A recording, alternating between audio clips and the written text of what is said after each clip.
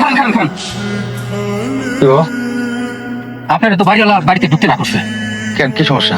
আপনার নামে নাকি মামলা হয়েছে, এর জন্য বাড়িওয়ালা ঢুকতে না করছে। আপনি চলে যান, কেউ দেখলে আমার চাকরি চলে যাবো। কি বলো তুমি? আমার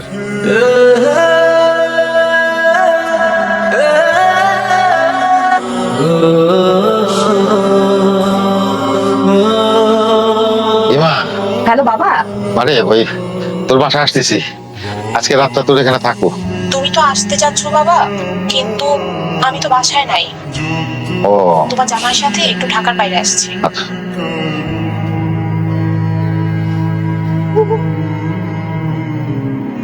আসছে।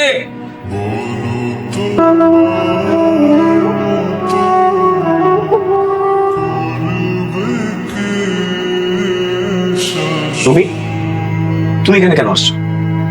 আর আমার বাসা ঠিকানা পাইছো কই? তোর বন্ধু হৃদয়ের কাছ থেকে নিছি। কেমন আছিস বাবা? এতদিন পর আমার বাসা এসে জানতে চাও আমি কেমন আছি। খুব বিপদে পড়ে আসছে এবার, সারাদিন কিছুই খাই নাই, শরীরটাও ভালো না। আজকে রাতটা তোর এখানে থাকি। না না, আমার এখানে তুমি থাকতে পারবো না।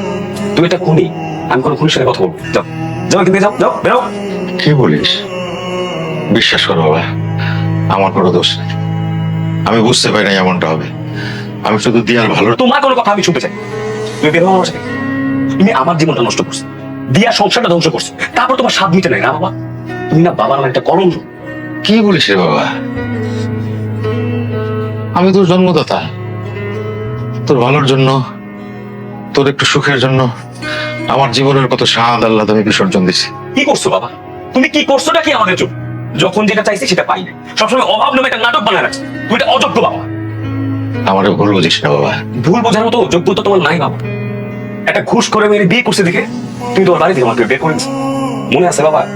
এক কাপড় এসে দিন বাসা থেকে বের করেছি, আর আজকে আসছো একজন মানুষকে খুন করে আমাকে বিপদে ফেলে।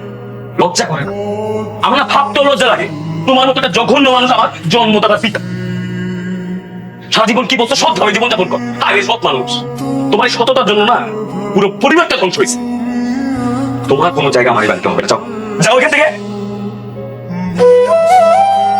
আমি তোদের ভালো চাইতে গিয়ে খারাপ হয়ে গেল। ঠিক আছে, এই হাত জোর করে তোর কাছে ক্ষমা চাই। ভুল করেছিলাম। যাই। যাও, যেখানে খুশি সেখানে যাও। আমার বাড়িতে কোনোদিন আসবে না। যাও। ব্যথা সয়ে সয়ে হৃদয়ে গেছে।